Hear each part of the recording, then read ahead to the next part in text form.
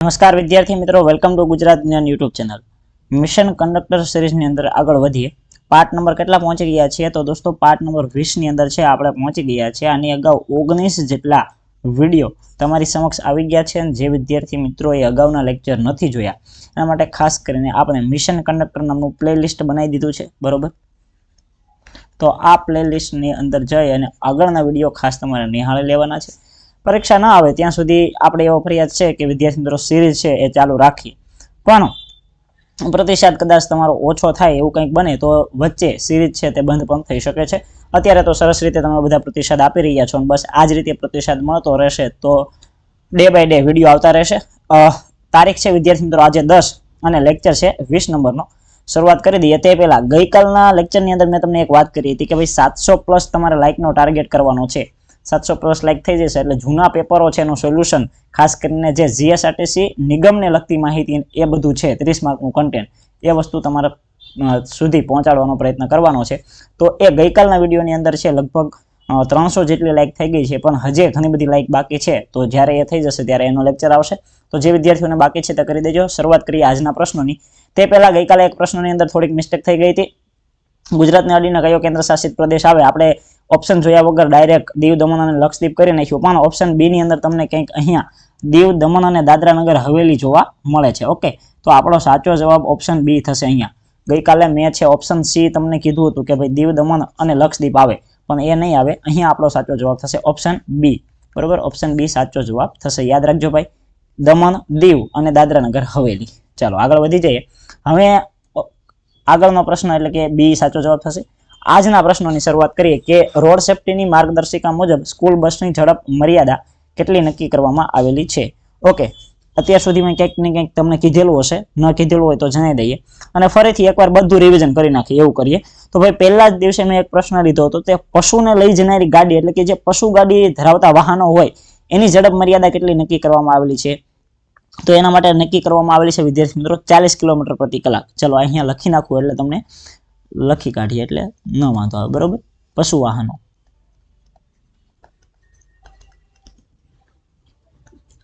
Okay, શોર્ટકટમાં લખું છું 40 kilometre પ્રતિ કલાક, સમજી લેવાનું છે. ત્યારબાદ વિદ્યાર્થી મિત્રો આપણે પ્રમ દિવસે એક પ્રશ્ન લીધો હતો કોમર્શિયલ વાહનો. તો કોમર્શિયલ જે વાહનો હોય છે એની ઝડપ કેટલી હોય છે? તો એની ઝડપ હોય છે 80 કિલોમીટર પ્રતિ કલાક. કેટલી હોય છે? 80 કિલોમીટર પ્રતિ કલાક. પછી વિદ્યાર્થી મિત્રો ગઈકાલે એક આપણે પ્રશ્ન લીધો સ્કૂલ બસ. ઓકે, ગઈકાલે નહીં આજે જ પ્રશ્ન છે કે સ્કૂલ બસની ઝડપ મર્યાદા કેટલી હોય છે?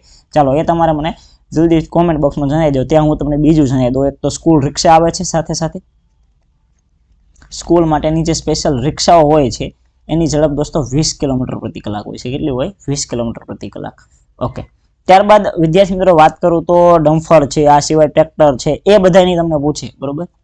ડમ્પર, ટ્રેક્ટર કે કોઈ ભારે વાહન લઈ જતું હોય, બરોબર? કોઈ ભારે વાહન લઈ જતું, ભારે વજનવાળું વાહન લઈ જતું હોય તો એ વાહન, આ સિવાય કોઈ જોખમી વસ્તુ લઈ જતી હોય તો એ વાહન, એ બધાની ઝડપ મર્યાદા કેટલી છે? તો કે 60 કિલોમીટર પ્રતિ કલાક. અને હવે કયું બાકી રહે છે? બાકી રહે છે એરપોર્ટે જે બસ હોય છે તે એરપોર્ટ બસ. એરપોર્ટ બસ તો એની ઝડપ કેટલી હોય વિદ્યાર્થી મિત્રો? તો કે એની ઝડપ છે એ 30 કિલોમીટર જેટલી હોય, 30 કિલોમીટર પ્રતિ કલાક. અને હવે લાસ્ટની અંદર સ્કૂલ બસની પણ તમને વાત કરી દઉં કે જે સ્કૂલ બસ હોય છે તે સ્કૂલ બસની ઝડપ મર્યાદા કેટલી હોય છે? તો સ્કૂલ બસની અંદર 40 કિલોમીટર પ્રતિ કલાક આવશે. પશુ વાહનોની અંદર પણ 40 કિલોમીટર પ્રતિ કલાક હતું અને સ્કૂલ બસની અંદર પણ 40 કિલોમીટર પ્રતિ કલાક આવશે. સ્ક્રીનશોટ પાડો હોય તો પાડી લેજો. અક્ષરો મારા છે થોડાક અત્યારે બરાબર સારા નથી પડતા, એની અંદર પ્રેક્ટિસ કરું છું 2-3 દિવસથી. ધીરે ધીરે સુધારો થઈ જશે. ઓકે, ચાલો ત્યારે ઓપ્શન એ છે તમારો સાચો જવાબ થશે. વધી જઈએ આગળ. બીજા નંબરનો પ્રશ્ન, જ્યારે વરસાદ પડશે ત્યારે વાતાવરણમાં ઠંડક થશે. રેખાંકિત પદ કયું સર્વનામ દર્શાવે છે? રેખાંકિત પદ તમને કીધું પણ રેખાંકિત પદ કરેલું નથી, પણ તમને એટલું ખબર પડી જાય કે તમને પૂછેલું છે શું? સર્વનામ પૂછેલું છે. તો સર્વનામ પૂછે તો તમને ખબર પડી જવું જોઈએ કે સર્વનામની અંદર કયા કયા સંયોજકો આવે, સર્વનામ કેટલા પ્રકારના હોય, સર્વનામ કોને કહેવાય. તો ચલો આપણે જોઈએ સર્વનામ કોને કહીશું, બરોબર? તો કે નામની જગ્યાએ કે નામની બદલે વપરાતા શબ્દો. દોસ્તો નામની બદલે જે કાંઈ શબ્દો વપરાય છે આ તમામને છે તે શું કહીશું આપણે? સર્વનામ કહેવામાં આવે છે. હવે સર્વનામથી શું થાય? તો એક તો વાક્ય ટૂંકું થાય, વાક્ય ટૂંકું થાય. ઓકે, ટૂંકું થાય તેમજ શું થાય? સરળ થાય. સર્વનામનો ઉપયોગ કરીએ તો વાક્ય ટૂંકું થાય. દાખલા તરીકે સંદીપ સર ભણાવી રહ્યા છે, એની જગ્યાએ તમે એમ બોલો કે તે ભણાવી રહ્યા છે, બરોબર? તો અથવા તો તેઓ ભણાવી રહ્યા છે, તો સંદીપ સરની જગ્યાએ અથવા તો સંદીપની જગ્યાએ તમે તે કે તેઓ શબ્દ વાપરી શકો. અથવા હું જો બોલતો હોય તો સંદીપ ભણાવી રહ્યો છે એની જગ્યાએ હું ભણાવી રહ્યો છું એમ બોલું, તો આ હું સંદીપ જે વાક્ય છે, જે નામ છે, નામની જગ્યાએ મેં જે શબ્દો વાપર્યા એ બધા સર્વનામની અંદર આવશે. ઓકે, બીજું કે સર્વનામની મતલબ સર્વનામ છે ક્યાં આવી શકે? તો એ કર્તાના સ્થાને આવી શકે અને કર્મના સ્થાને પણ આવી શકે, યાદ રાખજો. ઓકે, તો આ બેઝિક સ્ટ્રક્ચર કે ભાઈ સર્વનામ કોને કહેવાય, સર્વનામના ઉપયોગ શું શું થાય. હવે સર્વનામના ટોટલ વિદ્યાર્થી મિત્રો છે એ જીસીઆરટી ની અંદર 5 પ્રકારો આપેલા છે. સર્વનામના કેટલા પ્રકારો? 5 કા 6 પ્રકારો, આઈ થિંક 6 જેટલા પ્રકારો જીસીઆરટી ની અંદર આવેલા છે. અત્યાર સુધીમાં તમને પ્રકારો ક્યાંય નથી પૂછ્યા, પણ એ જે પ્રકાર છે એની અંદરથી આ રીતનું કંઈક વાક્ય આપે ને એની અંદર તમારે કહેવાનું હોય કે આ જે વાક્ય છે એની અંદર કયું સર્વનામ રહેલું છે. તો અહીંયા તમને એક શબ્દ જોવા મળે છે, જ્યારે વરસાદ પડશે ત્યારે વાતાવરણમાં ઠંડક થશે. તો જ્યારે દોસ્તો, જ્યારે ત્યારે, બરોબર, જ્યારે ત્યારે, જે તે, અથવા તો જ્યારે ત્યારે, જે તે, અથવા તો વિદ્યાર્થી મિત્રો એમ હોય કે જેવું તેવું. કેવું હોય? તો કે જેવું તેવું,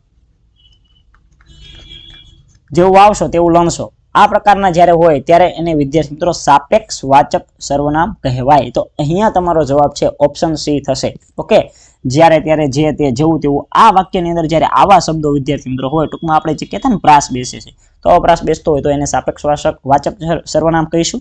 બીજું સ્વવાચક સર્વનામ, એવો પણ કંઈક તમને ઓપ્શન જોવા મળે છે. તો જો અહીંયા યાદ રાખજો, આવા શબ્દો આવે. કેવા શબ્દો? તો કે પોતે, પંડે. પોતે એટલે પંડેનો સમાન નથી એટલે પોતે એ જ થશે, બરોબર? ત્યારબાદ જાતે, ખુદ. તે કાર્ય મેં ખુદે કર્યું, તે કાર્ય મેં પોતે કર્યું, આ કાર્ય મેં પંડે કર્યું, આ કાર્ય મેં જાતે કર્યું. આવા રીતના કંઈક વિદ્યાર્થી મિત્રો શબ્દો હોય તો એને સ્વવાચક સર્વનામ કહીશું. ક્લિયર છે? પછી પ્રશ્નાર્થવાચક. સામાન્ય રીતે છે આપણે કોઈને પ્રશ્ન પૂછીએ તો શું, કોને, બરોબર, કોને, તે કાર્ય કોને કર્યું, તો આની અંદર કોને છે એવું હોય. પાછળ યાદ રાખજો, પાછળ વિદ્યાર્થી મિત્રો પ્રશ્નાર્થ ચિહ્ન ફરજિયાત હોય. પ્રશ્નાર્થવાચક સર્વનામ હોય મતલબ કે વાક્ય આપેલું હોય તો એની અંદર પાછળ ફરજિયાત પ્રશ્નાર્થ ચિહ્ન હોય. આ સિવાય કયું, ક્યાં, આ બધું આવા બધામાં જે શબ્દો આવે એટલે તમને ખ્યાલ આવી જાય કે આ પ્રશ્નાર્થવાચક સર્વનામ છે. ત્યારબાદ સાપેક્ષ વાચક વિશે મેં તમને ખ્યાલ આપી દીધો. પછી દર્શક. દર્શક એટલે દર્શાવતું હોય, તે, બરોબર, તે એટલે કે આંગળી સીંધીને દેખાડતું હોય, તે, તેઓ, તે, તેઓ, બરોબર, આ રીતનું. અથવા તો બીજું કહી શકો તો પેલું, એવું પણ તમે કહી શકો. એ, પેલો, પેલી, પછી આમાં બધું આવી જાય, બરોબર. પછી આ સિવાય આ, તો આવા દર્શાવતા હોય એને દર્શકવાચક સર્વનામ કહેવાય, બરોબર. બાકી એક તો વિદ્યાર્થી મિત્રો શરૂઆતની અંદર પુરુષવાચક આવે, એમાં પ્રથમ પુરુષ, બીજો પુરુષ, ત્રીજો પુરુષ, બરોબર. એ બધું એકવચન બહુવચન તમને બધાને ખ્યાલ છે. તો લગભગ આટલા કંઈક જે આ સિવાય અનિશ્ચિત વાચક એક આવે છે. કેવું? અનિશ્ચિત વાચક સર્વનામ. અનિશ્ચિત વાચક સર્વનામ. તો અનિશ્ચિતમાં શું હોય? તો કંઈ નક્કી ન હોય. જેમ કે કંઈક, તે કંઈક કરી રહ્યો છે. શું કરી રહ્યો છે? નક્કી નથી, અનિશ્ચિત છે, બરોબર. આ સિવાય તો કે કાંઈક કરી રહ્યો છે. કંઈક કરી રહ્યો છે, કાંઈક કરી રહ્યો છે. આ સિવાય દરેક, બરોબર. કેટલા? તો કે નક્કી નહીં, દરેક, બરોબર. આ સિવાય સર્વે. આ બધા છે. આવા દોસ્તો શબ્દો આવે તો એ બધા અનિશ્ચિતની અંદર આવશે, જેમાં નિશ્ચિત ન હોય, નક્કી ન હોય, બરોબર. તો આ પ્રકારના કંઈક સર્વનામો રહેલા છે. 4 તો તમને અહીંયા જોવા મળે છે: સ્વવાચક સર્વનામ, પ્રશ્નાર્થવાચક સર્વનામ, સાપેક્ષવાચક સર્વનામ, દર્શકવાચક સર્વનામ, એક અહીંયા અનિશ્ચિત વાચક સર્વનામ, અને લાસ્ટની અંદર મેં તમને શરૂઆતમાં કીધું કે પુરુષવાચક સર્વનામ. આમ ટોટલ 6 રીતના છે એ સર્વનામો હોય છે. ઓકે, તો બધાને વ્યવસ્થિત ખ્યાલ આવી ગયો હશે. વધી જઈએ આગળ. બીજા નંબરનો પ્રશ્ન: ગુજરાત રાજ્યના સૌપ્રથમ મુખ્યમંત્રી એવા જીવરાજભાઈ મહેતા. તો તેનું પૂરું નામ જણાવો. ભાઈ સિમ્પલ ને ડાયરેક્ટ, ભાઈ આમાં કઈ સમજાવવાની જરૂર જ નથી. જેને આવડતું હોય એને 1 માર્ક મળે, ન આવડતો હોય એને ન મળે. ઓપ્શન એ ની અંદર છે જીવરાજ નરસિંહરાવ મહેતા, ઓપ્શન બી ની અંદર છે જીવરાજ પરબત મહેતા, ઓપ્શન સી ની અંદર છે જીવરાજ આનંદ શંકર મહેતા, ઓપ્શન ડી ની અંદર છે જીવરાજ નારાયણ મહેતા. બરોબર છે, ઓપ્શન ડી છે સાચો જવાબ થશે કે જીવરાજ નારાયણ મહેતા. વધી જઈએ આગળ ભાઈ, ટાઈમ વેસ્ટ નહીં કરીએ, ફટાફટ આગળ વધીએ. ચોથા નંબરનો પ્રશ્ન: નીચે સરોવર અને તળાવ, તેની સામે શહેરના નામ આપ્યા છે, તેની યોગ્ય જોડ અને સાચો ક્રમ કયો છે તે તમારે જણાવવાનું છે. પહેલા તો તમને જોડકા જોડતા આવડવું જોઈએ અને એના પછી એના આધારે છે ABCD ઓપ્શન આપેલા છે, એની આધારે ટિક કરવાનું છે. તો પહેલા દોસ્તો શર્મિષ્ઠા તળાવ ખાસ કરીને એની સાથે ઘણો બધો ઇતિહાસ જોડાયેલો છે. અને વડનગર જે આપણા માનનીય વડાપ્રધાન છે, બરોબર, તો એ ક્યાંના હતા? વડનગરના હતા. તો એમની છે જન્મભૂમિ, એટલે અહીંયા છે તે તમારે ઈ સાથે જોડવાનું રહેશે, બરોબર. પેલું છે તેને ઈ સાથે જોડવાનું રહેશે. ઓકે, હવે પેલુંમાં ઈ સાથે જોડાતું હોય એવું કયું છે? અહીંયા ડી સાથે જોડાય એટલે આ નહીં આવે. અહીંયા બી સાથે જોડાય આ પણ નહીં આવે. અહીંયા સી સાથે જોડાય આ પણ નહીં આવે. ઓકે, ઓપ્શન ડી ની અંદર છે પ્રથમ જે જોવા મળે છે, મતલબ કે શર્મિષ્ઠા તળાવ છે એને ઈ સાથે જોડાયેલું છે, બરોબર છે. ત્યારબાદ ખાન સરોવર. ભાઈ ખાન સરોવર ક્યાં આવશે? તો કે પાટણની અંદર આવશે. ક્યાં આવશે? પાટણની અંદર આવશે. ચંદન તળાવ છે દોસ્તો વડોદરા ખાતે આવશે. ઓકે, અને ગોપી તળાવ છે તે સુરત ખાતે આવશે. ખાસ કરીને 11મા ધોરણની GCERT એની અંદર ભૂગોળ અથવા તો ઇતિહાસ, મને ખ્યાલ નથી ભૂગોળ કે ઇતિહાસ આઈ થિંક ઇતિહાસ, તો એની અંદર છે તે, અને સાથે સાથે એક બીજી બુક છે વિદ્યાર્થી મિત્રો, ધોરણ 9 ની બુક છે. તો બંનેમાં અલગ અલગ ગોપી તળાવનો અલગ અલગ ઉલ્લેખ કરેલો છે. ક્યાંક ગોપી તળાવ છે તે દ્વારકામાં દર્શાયેલું છે, બરોબર, અને ક્યાંક ગોપી તળાવ છે તે પાટણની અંદર સુરતની અંદર છે એ દર્શાવેલું છે. તો અહીંયા છે દ્વારકા અને સુરતની અંદર દર્શાવેલું છે. હવે જો અહીંયા તમને ગોપી તળાવ પૂછેલું છે, ગોપી તળાવ ક્યાં આવે, તો આપણે કયું લખવાનું છે? આપણે સુરત લખવાનું છે. અહીંયા છે જો બંને ઓપ્શનમાં હોત, જેમ કે સુરત અને દ્વારકા બંને ઓપ્શનમાં હોત તો આપણે કન્ફ્યુઝનમાં મુકાત, પણ અહીંયા બંને ઓપ્શન નથી, એટલે અહીંયા તમારો સાચો જવાબ છે ઓપ્શન ડી થશે, બરોબર. ફરીથી એકવાર રિવિઝન કરી લઈએ. શર્મિષ્ઠા તળાવ ક્યાં આવશે? વડનગર ખાતે. ખાન સરોવર દોસ્તો ક્યાં આવશે? તો કે પાટણ ખાતે. ચંદન તળાવ તમને પૂછે તો વડોદરા ખાતે. ગોપી તળાવ પૂછે તો એક તો દ્વારકામાં પણ આવી શકે અને સુરતમાં પણ આવી શકે. દ્વારકા ઓપ્શનની અંદર નથી એટલે સુરત આપણો સાચો જવાબ થાય. ઓકે, તો આવા કંઈક જોડકા હતા અને ઓપ્શન ડી છે એ તમારો સાચો જવાબ થશે. વધી જઈએ આગળ. ચાલો, 5મા નંબરનો પ્રશ્ન રીઝનિંગને લગતો પ્રશ્ન છે. અને હવે દિશાને અંતરનો છેલ્લો પ્રશ્ન. છેલ્લા લગભગ 4 દિવસથી આપણે દિશાને અંતર ચેપ્ટર લઈએ છીએ, એમાં એક આ પેટર્નનો સવાલ બાકી રહી ગયો હતો, તો એ આપણે સમજાવી દઈએ.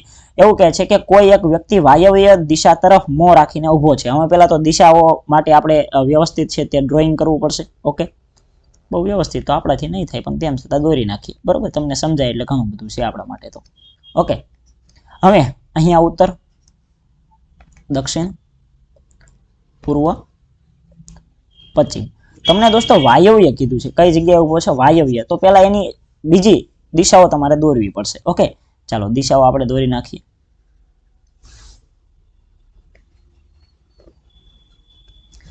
અહીંયા દોસ્તો કયો આવશે? ઈશાન, અગ્નિ. ઓકે, અગ્નિ આવશે. અહીંયા નૈઋત્ય અને ત્યારબાદ વાયવ્ય. આ રીતની કંઈક દિશાઓનો ખ્યાલ તમને બધાને હોવો જોઈએ. આ રીતની કંઈક દિશાઓનો ખ્યાલ હોવો જોઈએ, બરોબર. તો આ થઈ ગઈ દોસ્તો દિશાઓ તમારી. હવે ઈશાન છે ને, ઈશાન દિશા, એને તમે દોસ્તો ઉત્તર પૂર્વ તરીકે પણ ઓળખી શકો. અગ્નિ છે એને પૂર્વ દક્ષિણ તરીકે પણ ઓળખી શકો. નૈઋત્ય છે એને દક્ષિણ પશ્ચિમ તરીકે ઓળખી શકો. અને વાયવ્ય છે એને ઉત્તર પશ્ચિમ તરીકે ઓળખી શકો. ઓકે, એ તો બધાને ખ્યાલ છે, એની અંદર કોઈ પ્રોબ્લેમ નથી. હવે કોઈ એક વ્યક્તિ કઈ દિશા તરફ ઉભો છે? તો કે વાયવ્ય દિશા તરફ મોં કરીને ઉભો છે. મતલબ કે અહીંયા ઉભો છે. ક્યાં ઉભો છે? અહીંયા ઉભો છે. એકવાર હું પેન ચેન્જ કરી લઉં જેથી છે તે આકૃતિ આપણે દોસ્તો વ્યવસ્થિત રીતે દેખાય. હવે ક્યાં ઉભો છે? તો કે વાયવ્ય દિશા તરફ અહીંયા ઉભો છે કોઈ એક વ્યક્તિ. ઓકે, ત્યાંથી જમણી બાજુ 90 ડિગ્રી ફરે છે. હવે વિદ્યાર્થી મિત્રો તમને ખ્યાલ છે કે આ આખો ખૂણો હોય કાટખોળ ખૂણો, જેમ કે ઉત્તર થી પૂર્વનો આખો ખૂણો છે એ 90 ડિગ્રીનો હોય. તેની અડધું કરો એટલે વિદ્યાર્થી મિત્રો 45 ડિગ્રી થાય. જેમ કે અહીંયા વાયવ્યથી શરૂ કરી અને ઉત્તર સુધી તમે પહોંચો તો એ કેટલો થાય? એ દોસ્તો 45 નો થાય. ઓકે, તમને અહીંયા કેટલું ફરવાનું કીધું છે? જમણી બાજુ ફરવાનું કીધું છે 90 ડિગ્રી. જમણી બાજુ ફરવાનું છે 90 ડિગ્રી સુધી. ઓકે, જમણી બાજુ એટલે ઉત્તર બાજુ થશે. તો અહીંયાથી અહીંયા આવ્યો, ત્યાંથી અહીંયા આવ્યો, તો આ 45, આ ખૂણો 45 નો છે, આ ખૂણો 45 નો છે. તો હાલની અંદર ક્યાં ઉભો છે કોઈ એક વ્યક્તિ? તો હાલની અંદર ઈશાને પહોંચી ગયો. ઓકે, ઈશાને પહોંચ્યો છે. ચલો અહીંયા સુધી દોસ્તો પૂરું કર્યું. અહીંયા સુધી આપણું કામ પૂરું. ત્યાંથી 180 ડિગ્રી ફરી અને ત્યારબાદ 45 ડિગ્રી બાજુ વળે છે. હવે અહીંયાથી તમને 180 ડિગ્રી કે એટલે સીધું તમારે સામેની સાઈડ જ જતું રહેવાનું થાય. જેમ કે 90 ડિગ્રી ફરે તો અગ્નિ આવે અને બીજું 90 એટલે 9 દુ 18 તો સીધું નૈઋત્ય આવી જાય. પછી એમાં જમણી બાજુ પૂછે ડાબી બાજુ પૂછે કઈ ફરક નથી પડવાનો ભાઈ, કારણ કે 180 ડિગ્રી જ્યારે પણ તમને રકમની અંદર બતાવે કે ભાઈ 180 ડિગ્રી જમણી બાજુ ફરે છે કે 180 ડિગ્રી ડાબી બાજુ ફરે છે, તો જે દિશાની અંદર હોય એની વિરુદ્ધ દિશાની અંતરે પહોંચી જાય છે. એટલા માટે અહીંયા તમને દિશા આપેલી હશે નહીં, બરોબર. તો ત્યાંથી ડાયરેક્ટ 180 ડિગ્રી ફરે એટલે સીધો ઈશાને હતો ત્યાંથી ક્યાં પહોંચી જાય, ત્યાંથી સીધો એની સામેની દિશા તરફ એટલે કે વાયવ્ય પહોંચી જાય. તો હાલની અંદર કોઈ એક વ્યક્તિ ક્યાં છે તો કે નૈઋત્ય દિશા તરફ પહોંચી ગયો છે. ઓકે, ત્યારબાદ 45 ડિગ્રી ડાબી બાજુ ફરે છે. ઓકે, આ બાજુ વિદ્યાર્થી મિત્રો નૈઋત્ય છે, ત્યાંથી ડાબી બાજુ ફરવાનું છે. જો જમણી બાજુ કીધું હોત તો ઘડિયાળના કાંટા જેમ, અહીંયા ડાબી બાજુ એટલે એની વિરુદ્ધ દિશા તરફ એટલે કે નીચેની તરફ તમારે આવવાનું થશે ને એ પણ 45 ડિગ્રી એટલે સામાન્ય રીતે આ ખૂણો 45 નો જ હોય. હાલની અંદર છે તે અહીંયા હશે, ક્યાં હશે, દક્ષિણ દિશા તરફ હશે, તો ત્યાં પહોંચી ગયો હશે. તો પછી અંતે વ્યક્તિનું મોં કઈ દિશા તરફ હશે? ભાઈ તમને જવાબ મળી ગયો હશે બધાને. કઈ દિશા તરફ હશે તો કે વ્યક્તિ છે તે દક્ષિણ દિશા તરફ હશે. ક્લિયર છે ભાઈ? બધા વિદ્યાર્થી મિત્રો છે ખાસ જેને લાઈક કરવાની બાકી છે તે લાઈક કરી નાખો, વિડીયોને છે મેક્સિમમ શેર કરી દેજો, અને જે લોકો નવા છે તેને સબસ્ક્રાઇબ કરી નાખો. ઝડપથી છે આપણે 35K ની ફેમિલી સુધી પહોંચવા જઈ રહ્યા છીએ. ઓકે, વધી જઈએ આગળનો પ્રશ્ન. 6 નંબરનો પ્રશ્ન, GSRTC ના નિયમો મુજબ કંડક્ટરની ફરજો ધ્યાનમાં લ્યો. હવે તમને અહીંયા એવું નથી કીધું કે ખોટી ફરજ ધ્યાનમાં લ્યો કે પછી સાચી ફરજો હોય એ ધ્યાનમાં લ્યો, તમને ડાયરેક્ટ એમ કીધું છે ફરજો ધ્યાનમાં લ્યો. તો સામાન્ય રીતે સાચી ફરજ હોય એ તમારે નક્કી કરવાની હોય, અને એમ નક્કી ન થાય તો ચારે ઓપ્શન વાંચવા પડે. ત્યારે તમને એવું કહે કે નીચેનામાંથી કંડક્ટરની ફરજો ધ્યાનમાં લ્યો, ત્યારે બધી ફરજો વાંચવી પડે. ઓપ્શન એ ની અંદર એવું કહે છે કે નિયત બેઠક ક્ષમતા કરતા વધુ મુસાફરોને મંજૂરી આપવી. પણ દોસ્તો મંજૂરી આપવી નહીં, આ રીતનું આવે. એટલે કે આ ફરજ છે તે દોસ્તો ખોટી છે, બરોબર. આ ફરજ છે, પહેલી ફરજ ખોટી આપેલી છે, મંજૂરી આપવી નહીં. નક્કી કરેલા મુસાફરો હોય, બરોબર, એના કરતા વધારાના જે 25% છે એ રસ્તામાંથી લઈ શકો, પણ જે 25% થી પણ વધારાના તમે લઈ શકો નહીં. તો આ વિધાન છે તે ખોટું છે. ચલો, ત્યારબાદ રૂટ બોર્ડ સરળતાથી વાંચી શકાય માટે આગળ યોગ્ય રીતે પ્રદર્શિત કરવું. હવે બધા એમ કહેશે કે સાહેબ આ છે તે ફરજ સાચી છે, પણ ધ્યાનથી વાંચો. તમને એમ કીધું છે કંડક્ટરની ફરજો જણાવો, કંડક્ટરની ફરજો જણાવો. હવે દોસ્તો આગળ યોગ્ય રીતે રૂટ બોર્ડ લગાડવાની જવાબદારી કોની હોય? કંડક્ટરની હોય કે ડ્રાઈવરની હોય? ભાઈ આગળ રૂટ બોર્ડ લગાડવાની જવાબદારી કોની હોય? આગળ રૂટ બોર્ડ લગાડવાની જવાબદારી કોની હોય? ડ્રાઈવરની હોય, યાદ રાખજો. અને પાછળ રૂટ બોર્ડ લગાડવાની જવાબદારી છે, પાછળ રૂટ બોર્ડ લગાડવાની જવાબદારી છે તે કંડક્ટરની હોય. તો તમને એમ કીધું અહીંયા કે રૂટ બોર્ડ સરળતાથી વાંચી શકાય તે માટે આગળ યોગ્ય રીતે પ્રદર્શિત કરવું, તો આ કંડક્ટરની ફરજ છે. ભાઈ આ પણ કંડક્ટરની ફરજ નથી, આ તો ડ્રાઈવરની ફરજ છે, એટલે બીજું વિધાન પણ ખોટું થાય. ક્લિયર છે? ઓકે, બસને થોભાવવા માટે બે બેલ વગાડવી જોઈએ. ભાઈ ખોટું છે. બસને થોભાવવી હોય તો તમારે એક જ બેલ મારવાની હોય, બરોબર. બસને થોભાવવી હોય તો એક જ બેલ મારવાની હોય, અને લાસ્ટની અંદર બસને શરૂ કરવા માટે 2 બેલ વગાડવી. ઓકે, તો આ એક વિધાન સાચું છે. બાકી ઉપરના ત્રણેય વિધાનો છે, પેલું એટલે કે A, B અને C, આ ત્રણેય વિધાનો છે એ દોસ્તો ખોટા છે, જ્યારે ચોથું વિધાન સાચું છે. એટલા માટે આપણો જવાબ ઓપ્શન D થશે.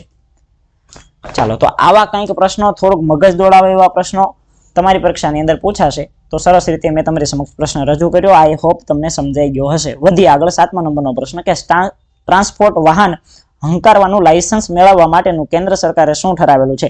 મતલબ કે તમારે ટ્રાન્સપોર્ટ વાહન ચલાવવું છે, બરોબર. હવે ટ્રાન્સપોર્ટ વાહન ચલાવવા માટે તમારી પાસે શું હોવું જોઈએ? તો કે ઓછામાં ઓછી શૈક્ષણિક લાયકાત 10 પાસ હોવી જોઈએ, બરોબર. ઓપ્શન બી ની અંદર એવું કહે છે કે પુરુષ ઉમેદવાર જ હોવો જોઈએ. ઓપ્શન સી એવું કહે છે કે ઉંમરની લાયકાત ઠરાવેલી છે, અને ઓપ્શન એવું કહે છે કે ઠરાવતી કોઈ જોગવાઈ નથી, એટલે કે ઉપરની એવું કોઈ ઠરાવની કોઈ જોગવાઈ જ આપેલી નથી. તો આ 4 વિધાનો તમારી સમક્ષ છે. હવે દોસ્તો યાદ રાખજો, બધું વિગતે સમજાવું કે ઓપ્શન એ ની અંદર એવું કહે છે કે ઓછામાં ઓછી શૈક્ષણિક લાયકાત 10 પાસ હોવી જોઈએ. ભાઈ 10 પાસ નથી, ઓછામાં ઓછી શૈક્ષણિક લાયકાત 12 પાસ માંગે છે. કેટલી માંગે છે? 12 પાસ માંગે છે. તો આ પેલું વિધાન તો ખોટું જ થઈ ગયું. ઓકે, પછી એવું કહે છે કે પુરુષ ઉમેદવાર જ હોવું જોઈએ. ભાઈ એવું ન હોય, પુરુષ ઉમેદવાર હોય એવું ન હોય, સ્ત્રી હોય કે પછી પુરુષ હોય, કોઈ પણ છે તે અહીંયા ખાસ કરીને ટ્રાન્સપોર્ટ વાહન માટે એપ્લાય કરી શકે. તો બીજું વિધાન છે એ પણ ખોટું થઈ ગયું. ઓકે, પછી ઉંમરની લાયકાત ઠરાવેલ છે. ભાઈ આ સાચું છે. ઉંમરની લાયકાત દોસ્તો ઠરાવવામાં આવેલી છે. કેટલી લાયકાત ઠરાવવામાં આવેલી છે? ચાહે સ્ત્રી હોય કે પુરુષ હોય, ઉંમરની લાયકાત છે જે ટ્રાન્સપોર્ટ વાહનો માટે 20 વર્ષ નક્કી કરવામાં આવેલી છે. કેટલી?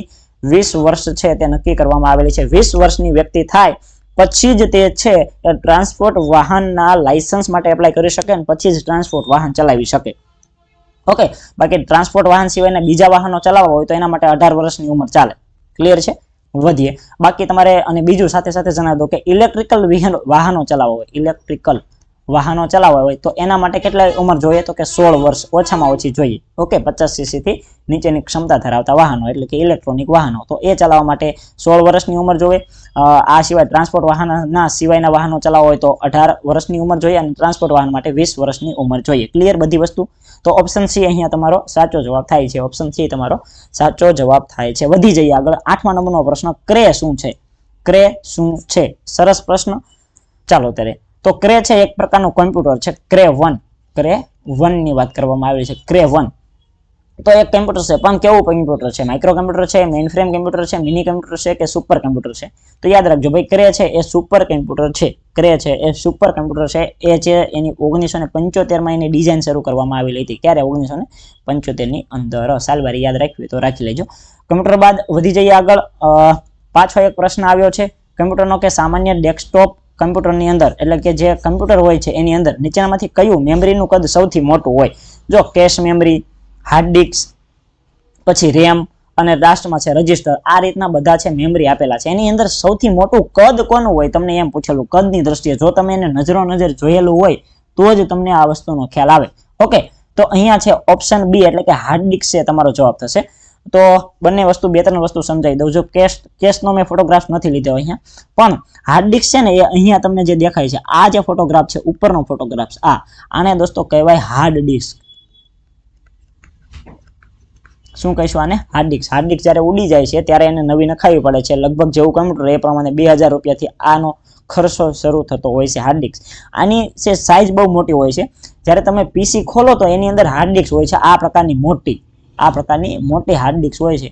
કંઈક કમ્પ્યુટરની અંદર ફોલ્ડિંગ કે આ વસ્તુ થાય ત્યારે તમે આ હાર્ડ ડિસ્ક બદલાવો એટલે વ્યવસ્થિત ચાલતી થઈ જાય. ઓકે, તો આને કહેવાય હાર્ડ ડિસ્ક. અને જે કદની અંદર જે 4 ઓપ્શન આપેલા છે એમાંથી સૌથી મોટી હોય. આ સિવાય રેમની આપણે વાત કરીએ, બરોબર? રેન્ડમ એક્સેસ મેમરી, એમનું પૂરું નામ વારંવાર પૂછાય છે, રેમ, રેન્ડમ એક્સેસ મેમરી. તો એને કોને કહેવાય? તો જો આ પ્રકારની ચિપ આવે, આ પ્રકારની દોસ્તો એક ચિપ આવે. જો અહીંયા તમે નીચે આ બીજા નંબરનો આ જે ઉપર જોઈ રહ્યા છો આને કહેવાય દોસ્તો રેમ. ઓકે, હવે આ રેમ છે એની અંદર કંઈક ને કંઈક તમારું જે તમે અનુભવ કરેલો હોય, જે વિદ્યાર્થી મિત્રો કમ્પ્યુટર ઉપયોગ કરતા હોય, બરોબર, એને ખ્યાલ હશે કે જ્યારે તમે 15 થી 20 દિવસ સુધી તમારા કમ્પ્યુટરનો ઉપયોગ ન કરો ને પછી પાછો ઉપયોગ કરો તો તમારું કમ્પ્યુટર વ્યવસ્થિત ઉપડે જ નહીં. પાવર કનેક્ટેડ બતાવે પણ ઉપડે નહીં. તો તમારે શું કરવાનું હોય છે? તો આ જે રેમ હોય છે ને એની અંદર આ જે પટ્ટી તમને નીચે દેખાય છે, આ પટ્ટી, બરોબર, આ નીચે ઝળકતી પટ્ટી દેખાય છે, એની અંદર એને સાફ કરી નાખવાની વ્યવસ્થિત, બરોબર? એને વ્યવસ્થિત સાફ કરી નાખો એટલે પછી ઉપડી જાય. તો આ ઉપાડવાનું વ્યવસ્થિત કામ આખું છે એ રેમ દ્વારા થતું હોય છે. તો આ બંને વસ્તુઓનો વ્યવસ્થિત ખ્યાલ આપી દીધો તમને. વધી જઈએ આગળ. અહીંયા તમારો જવાબ છે તે હાર્ડ ડિસ્ક થશે. સૌથી વધુ કદ છે એ એનું આવે. ઓકે, ભારતમાં પહેલીવાર સ્પોર્ટ સ્ટાર્ટઅપ કોન્ક્લેવનું આયોજન કયા રાજ્યની અંદર કરવામાં આવ્યું? ઓકે, સરસ મજાનો પ્રશ્ન છે અને ગુજરાતના કરંટ અફેરનો પ્રશ્ન છે. તો સામાન્ય રીતે પેપર ફૂટી ગયું, કારણ કે મેં તમને કહી દીધું કે ગુજરાતના કરંટ અફેરનો પ્રશ્ન હોય તો સામાન્ય રીતે અહીંયા પ્રશ્નનો જવાબ કોણ આવે? ગુજરાત આવે, બરોબર? તો ગુજરાતની અંદર પહેલીવાર છે ભારતની અંદર પહેલીવાર સ્ટાર્ટઅપ કોન્ક્લેવનું આયોજન એટલે કે સ્પોર્ટ સ્ટાર્ટઅપ. આ સ્પોર્ટ શબ્દ તો ભૂલાય જ નહીં, કારણ કે સ્પોર્ટ સાથે સંકળાયેલું સ્ટાર્ટઅપ છે આ. એની અંદર ગુજરાત છે એની અંદર શરૂઆત કરવામાં આવેલી છે. નરેન્દ્રભાઈ મોદી છે એનું ઉદ્ઘાટન કર્યું. નરેન્દ્રભાઈ મોદીએ ઉદ્ઘાટન કર્યું. ઓકે, કોના નેતૃત્વ હેઠળ? નેતૃત્વ કોનું હતું? તો ગુજરાતની અંદર નેતૃત્વ કોનું છે ભાઈ? ભૂપેન્દ્રભાઈ પટેલનું. ઓકે, ભૂપેન્દ્રભાઈ પટેલ. આ સિવાય દોસ્તો વાત કરું તો લગભગ ખર્ચની તમને વાત કરું તો લગભગ આ જે સ્ટાર્ટઅપ છે એની અંદર 293 કરોડનું દોસ્તો ખર્ચે છે શરૂ કરવામાં આવેલું છે. 293 કરોડનું બજેટ ફાળવવામાં આવેલું છે. ઓકે, આ સ્પેશિયલ ગુજરાત માટે જ છે. સ્પેશિયલી ગુજરાત માટે જ છે આ વસ્તુ. 36મી નેશનલ ગેમ્સનું છે તે આયોજન કરશે. 36મી નેશનલ ગેમ્સ.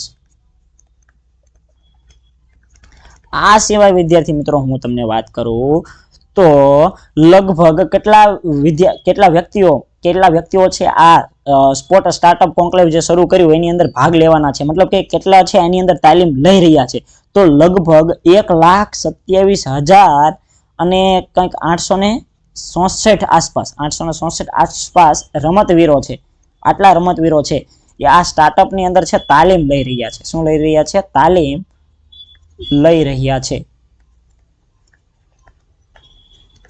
ઓકે, પછી બીજું કે ખાસ કરીને 2036 ની અંદર દોસ્તો 2036 2036 ની અંદર ઓલિમ્પિકનું આયોજન થવાનું છે. ઓલિમ્પિક. ઓકે, તો આ 2036 ની અંદર ઓલિમ્પિકનું આયોજન થવાનું છે. એના માટે ગુજરાત સરકાર છે તે અત્યારથી તૈયારી કરી રહી છે. એટલા માટે છે આ ખાસ આયોજન કરવામાં આવે છે. તો ક્લિયર વસ્તુ થઈ ગઈ. ગુજરાતની અંદર હાલમાં સ્પોર્ટ સ્ટાર્ટઅપ કોન્ક્લેવનું આયોજન કરવામાં આવ્યું. નરેન્દ્ર મોદીએ ઉદ્ઘાટન કર્યું. નેતૃત્વમાં ભૂપેન્દ્રભાઈ પટેલ હાજર હતા. બજેટની અંદર 293 કરોડ છે આની પાછળ ખર્ચવામાં આવશે. અલગ અલગ જે કાંઈ રમતવીરો ભાગ લઈ રહ્યા છે એ તમામ રમતવીરોને છે તાલીમ આપવામાં આવશે. અલગ અલગ જે નેશનલ ઇવેન્ટ હોય એ યોજવામાં આવશે અને સાથે સાથે એ વસ્તુનું ધ્યાન રાખવામાં આવશે કે ભાઈ 2036 ની અંદર ઓલિમ્પિક યોજાવાનો છે તો એની અંદર મેક્સિમમ ભારતના રમતવીરો છે, ગુજરાતના રમતવીરો છે એ સ્થાન પામે, એ આનો મુખ્ય ઉદ્દેશ્ય રહેલો છે. ક્લિયર છે? તો 10 જેટલા પ્રશ્નો છે એ સરસ રીતે જોયા. આ સિવાય જે વિદ્યાર્થી મિત્રો છે એને કંડક્ટર માટેનો ફૂલ કોર્સ લેવાની ઈચ્છા હોય તેવા વિદ્યાર્થી મિત્રો ફૂલ કોર્સ એપ્લિકેશનની અંદર ઘણા સમયથી મુકાઈ ગયો છે. ઘણા બધા વિદ્યાર્થીઓ લગભગ છે 600+ વિદ્યાર્થી મિત્રો છે આનો લાભ લીધો છે. તમારે છે લાભ લેવો હોય તો વિડીયોના નીચે ડિસ્ક્રિપ્શન બોક્સની અંદર લિંક આપેલી છે. તમામ વિષયો જેમ કે સામાન્ય જ્ઞાન, એની અંદર કરંટ અફેર સહિત ઇતિહાસ, ભૂગોળ આવી જશે, રોડ સેફ્ટી આવી જશે, ગુજરાતી વ્યાકરણ, અંગ્રેજી વ્યાકરણ, રીઝનિંગ, ગણિત, નિગમની માહિતી, દાખલાઓ, MV એક્ટ, પ્રાથમિક જાણકારી, કંડક્ટરની ફરજો, આ સિવાય કમ્પ્યુટર, તમામ વસ્તુ 100 માર્કનો સિલેબસ અને 2499 રૂપિયા પ્રાઇસ સાથે 2 બુકો તમને મળવા પાત્ર થાય છે. ઓકે, અને યાદ રાખજો ભાઈ 2 જેટલી બુકો આવે છે એની અંદર એક બુક સ્પેશિયલ કન્ટેન્ટની આવશે અને એક જીકેની બુક આવશે. 10 જેટલા મોડલ પેપર છે તે એપ્લિકેશનની અંદર ટેસ્ટ સ્વરૂપે 100 માર્કના જે પ્રમાણે તમારું પેપર હશે એ પ્રમાણે લેવામાં આવશે. કોર્સ ખરીદવું હોય તો વિડીયો નીચે ડિસ્ક્રિપ્શન બોક્સની અંદર લિંક આપેલી છે. પ્લસ વાત કરીએ જે વિદ્યાર્થીઓને સ્પેશિયલ 30 માર્કનો કોર્સ લેવો છે એના માટે છે આ ભાવ 1199 રૂપિયા રાખેલો છે. બરોબર, આ ત્રણેય વસ્તુ આવશે. આની અંદર કન્ટેન્ટ છે એ થોડું ઓછું આવે કારણ કે ક્યાંય આવું કન્ટેન્ટ હોય ને જેટલું કન્ટેન્ટ આટલું કરી નાખો એટલે તમને 30 માર્ક મળવાના જ હોય. બરોબર, તો આ કોર્સ છે એ પણ તમને મળશે ને સાથે આની અંદર બુક પણ તમને મળવા પાત્ર થાય છે. ઓકે, તો અહીંયા સુધી આજનો લેક્ચર રાખીએ છીએ. ગુજરાત જ્ઞાન ચેનલને જે વિદ્યાર્થી મિત્રો એ સબસ્ક્રાઇબ નથી કરી, સબસ્ક્રાઇબ કરી નાખો. વિડીયો છે અને ખાસ લાઇક કરી નાખો, મિત્રો સુધી શેર કરી નાખો અને ઇન્સ્ટાગ્રામ, ટેલિગ્રામની અંદર ફોલો કરવાનું ભૂલતા નહીં. બરોબર, તો મળીએ છીએ નવા વિડીયોમાં નવી માહિતી સાથે. Thank you for watching this video. જય હિન્દ, વંદે માતરમ. ભારત માતા કી જય.